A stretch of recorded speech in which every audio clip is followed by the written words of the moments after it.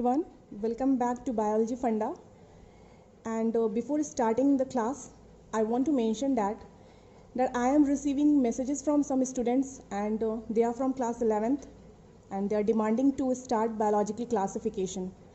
So जैसे कि मैंने ऑलरेडी क्लास 12th का जेनेटिक्स स्टार्ट किया है और मैं उसको कवर भी की हूँ कुछ टॉपिक्स, तो मैं सोच रही हूँ कि ऑल्टरनेट वेज में मैं कभी बायोलॉजिकल क्लासिफिकेशन के लिए डाल दूँगी वीडियोस और कभी वीडियोस मैं जेनेटिक्स के लिए डाल दूँगी।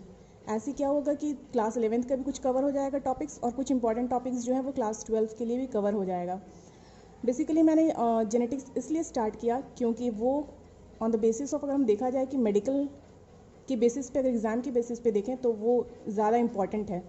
ओके, बट अब बायोलॉजिकल क्लासिफिकेशन के लिए बोला गया है तो लेट्स स्टार्ट। आज हम लोग अपने वीडियोस में बायोलॉजिकल क्लासिफिकेशन जो एक यूनिट है फ्रॉम क्लास 11th उसके कुछ इंपॉर्टेंट टॉपिक्स को डिस्कस करेंगे और इस वीडियो में हम इंट्रोडक्शन देखेंगे। ओके, उसके बाद कुछ पोर्शंस जो बायोलॉजिकल क्लासिफिकेशन के इंपॉर्टेंट होंगे वो वाले पोर्शन को मैं डील कर दूँगी। ठीक है, और अगर आप लोगों को नोट्स लेना हो तो स्क्रीनशॉट लेकर के आप लोग नोट्स भी रख सकते हैं और उसको फिर अपने कॉपी में जहाँ पे भी आपको लिखना हो आप उसे लिख लीजिएगा। So let's start biological classification. Okay, so the unit name is biological classification.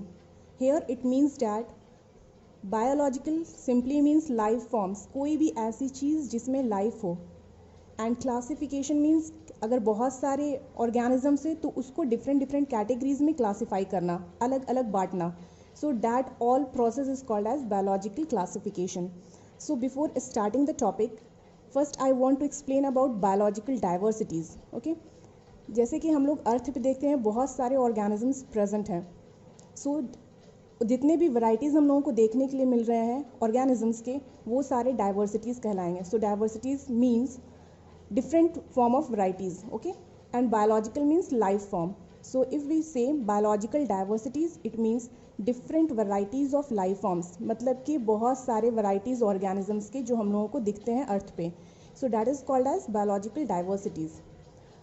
Now if we start about the biological classification, तो यहाँ पे तीन चीज़ है जिसमें कि तीन पार्ट में क्लासीफाई किया गया था सारे organisms को। तो हम लोग पहले एंसेस्टर से शुरू करेंगे।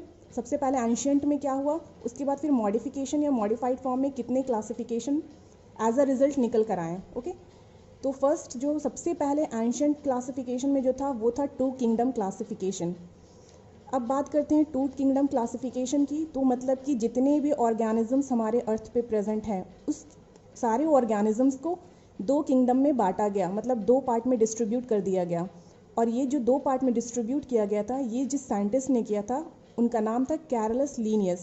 ओके, आप लोग को ये भी पता होगा, हम लोगों ने शायद 9th या 10th में भी ये चैप्टर है और इस यूनिट को हम लोगों ने पढ़ा होगा जिसमें कैरलस लीनियस जो है वो as a father of taxonomy भी कहलाते हैं। ओके, जैसे कि टैक्सोनॉमी क्या है, वो एक बायोलॉजी का ब्रांच है जिसमें कि हम लोग डील करते हैं किसी भी ऑर्गेनिजम्स के नेमिंग में, आइडेंटिफिकेशन में या फिर उसके नॉमेनक्लेचर में, ठीक है ना, या फिर उसे क्लासिफिकेशन में। तो उस सारे ब्रांच में जिसमें हम लोग इस चीज़ के बारे में पढ़ते हैं उसको हम लोग टैक्सोनॉमी कहते हैं।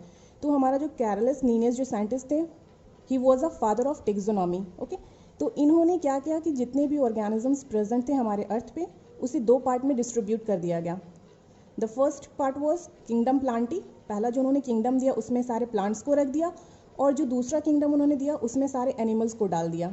ठीक है, तो उस बेसिस पे किंगडम ऑफ क्लासिफिकेशन, जो टू किंगडम क्लासिफिकेशन था वो कैरलस लीनियस ने दिया था। अब बात आती है कि इन्होंने जो ऑर्गेनिजम्स को दो पार्ट में डिस्ट्रीब्यूट किया, वो दो पार्ट जो डिस्ट्रीब्यूट हुआ वो किस बेसिस पे किया था।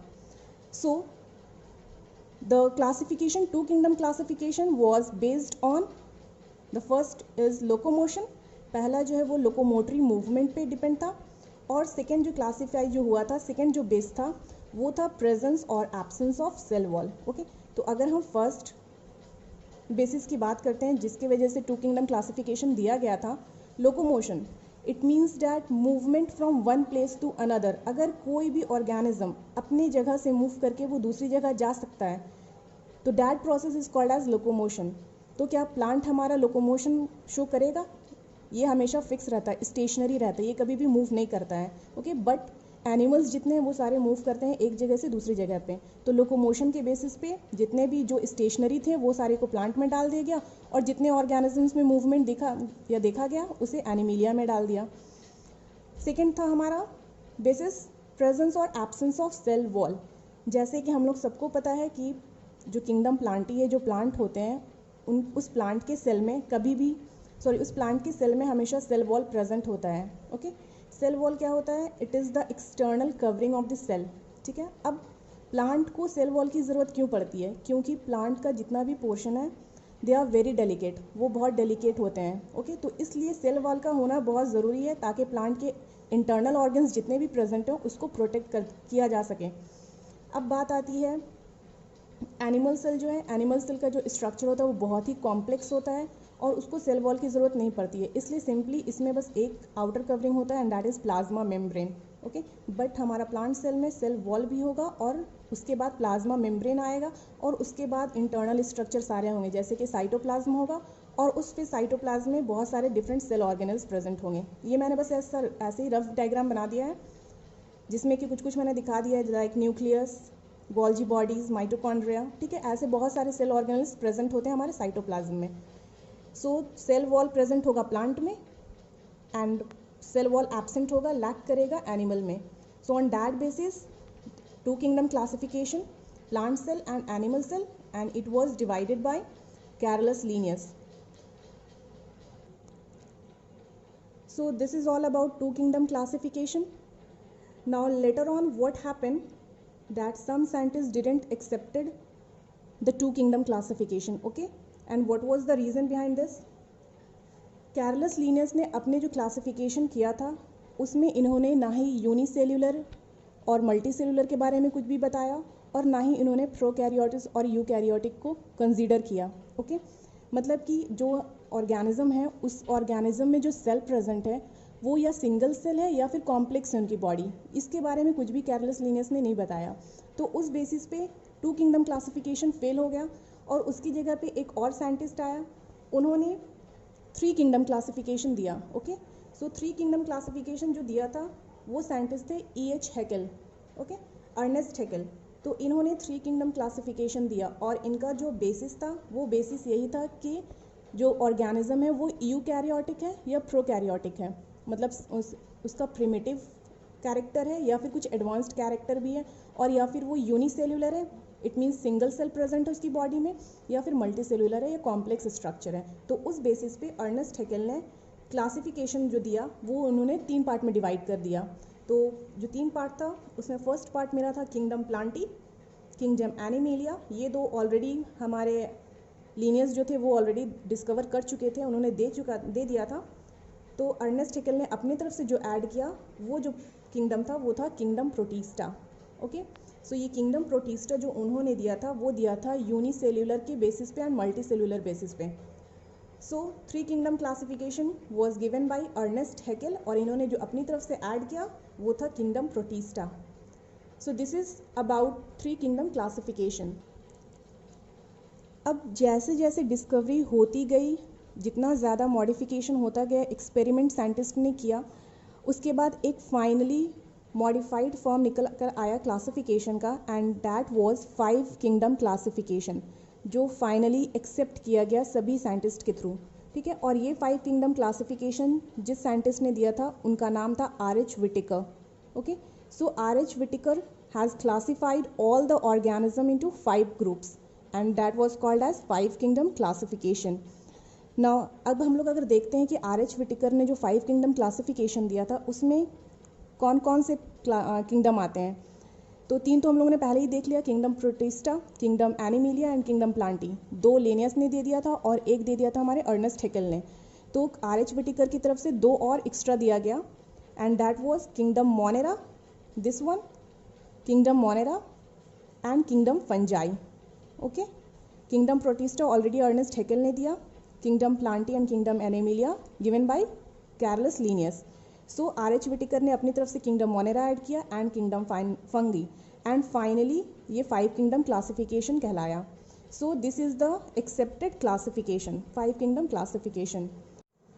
Let's see what is the five kingdom basis of classification. Okay, like Carolus Linnaeus has classified two kingdom on the basis of locomotion and cell wall. Okay, either the cell wall is present or not.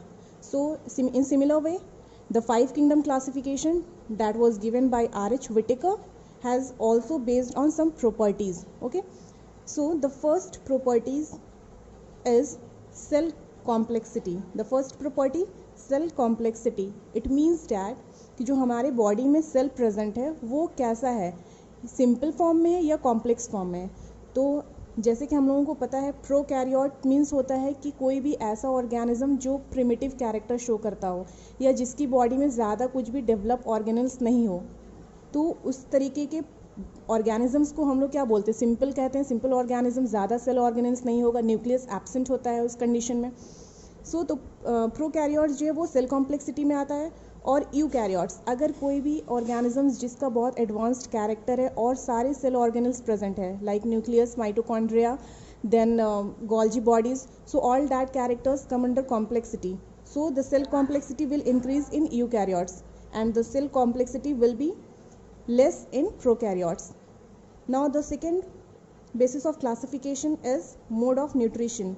So if we talk about mode of nutrition, means the organisms that prepare their food, either they prepare by itself or they depend on other. तो अगर कोई भी organism जो अपना food खुद से prepare करते हैं, खुद से बनाते हैं, वैसे ऑर्गेनिजम्स को हम लोग ऑटोट्रॉफिक कहते हैं. तो ऐसे कौन से ऑर्गेनिज्म है जो अपना खाना खुद से बनाते हैं? हम लोगों ने पहले क्लास में भी पढ़ा होगा autotrophic organism. It means that the organisms that prepare their own food. Okay, so इस वाले कैटेगरी में हमारे प्लांट्स आते हैं. And somehow blue green algae also come in autotrophic organism. Second is mode of nutrition heterotrophic. Means hetero that depends on other for their food, जो अपने खाने के लिए दूसरे पे डिपेंड रहेंगे, लाइक ह्यूमन. ओके, अब होलोजोइक मोड ऑफ न्यूट्रिशन में होता क्या है कि कोई भी ऐसा ऑर्गेनिज्म जो पहले खाने को इंजेस्ट करेंगे, मतलब कि जो पहले खाना खाएंगे और उसके बाद उस खाने को डाइजेस्ट करेंगे. So the first they will engulf and after that they will digest. So such type of mode of nutrition is called as holozoic. तो इसलिए हम लोग इस कैटेगरी में आते हैं क्योंकि हम लोग अपना खाना पहले खाते हैं और उसके बाद फिर डाइजेशन प्रोसेस चलता है. So we show holozoic mode of nutrition. Now the third based of five kingdom classification is life style. जो ऑर्गेनिज्म है उसका लाइफ स्टाइल क्या है? ओके, क्या वो प्रोड्यूसर हैं? इट मीन्स क्या वो अपना खाना खुद बना रहे हैं? सिमिलरली जैसे यहाँ पे ऑटोट्रॉफ्स थे, सेम प्रोड्यूसर्स में ही आएंगे. कंज्यूमर, क्या वो कंज्यूम कर रहे हैं फूड को? क्या ये दूसरे पे डिपेंड है अपने खाने के लिए? लाइक या हेट्रोट्रॉफिक जो मैंने बोला, they will come in consumers. And decomposers. Decomposers are those organisms which feed on dead and decaying organic matter. Okay, it means that जब कोई एनिमल या कोई ऑर्गेनिज्म की डेथ हो जाती है तो उसको जो डिकम्पोज करता है और उसके बाद उस ऑर्गेनिज्म को जो खाता है, उसके बॉडी को, उस वाले ऑर्गेनिजम्स को डिकम्पोजर्स कहते हैं. और डिकम्पोजर्स में बेसिकली जो सबसे अच्छा एग्जाम्पल है वो बैक्टीरिया को कहा जाता है. So bacteria is a good decomposers. Now the fourth based of classification, five kingdom classification is body organization. Okay, जो बॉडी है किसी भी ऑर्गेनिजम्स का वो एक सिंगल सेल कंटेन करता है, एक सेल से बना हुआ है, या वो कॉम्प्लेक्स है, मल्टी सेलुलर है, बहुत सारे सेल से मिलकर बना है. ओके, सो बॉडी ऑर्गेनिजम्स के बेसिस पे यूनिसेलुलर ऑर्गेनिज्म जिसके पास एक सिर्फ सिंगल सेल होगा like bacteria, and multi cellular जैसे कि जिस ऑर्गेनिजम्स के पास बहुत सारे सेल्स हों तो वो कहलाएंगे multi cellular organism like plants, fungi, animals. Okay, so these are multi cellular organism. So all these four are the basis of the five kingdom classification. तो ये तो हो गया हमारा two kingdom classification, three kingdom classification and five kingdom classification. अब इसी के basis पे सारे किंगडम को अलग अलग डिटेल्स में हम लोग पढ़ेंगे. होप मैं वो वाली वीडियोस भी डालूंगी जिसमें मैं कुछ इंपॉर्टेंट जो पॉइंट्स होंगे सारे किंगडम के उसको मैं डील कर दूंगी. सो आई थिंक कि ये क्लास आप लोगों को समझ में आया होगा. मैंने जितना भी अभी एक्सप्लेन किया है, और अगर किसी को प्रॉब्लम हो तो फिर कमेंट बॉक्स में अपना क्वेश्चन आप डाल देंगे, मैं रिप्लाई कर दूंगी. और अगर नोट्स चाहिए then please take the screenshot. So I am showing you the notes picture, अगर आप लोगों को स्क्रीनशॉट लेना होगा तो आप लोग ले लीजिएगा, और if you want to make notes तो आप इसको नोट्स भी बना सकते हैं. And this is the another one, second page जो मैंने आज डील किया है. So everyone, thank you so much, and please, if you like, then hit the like button, subscribe my channel, and press the bell icon so that you can get the notification. Thank you so much.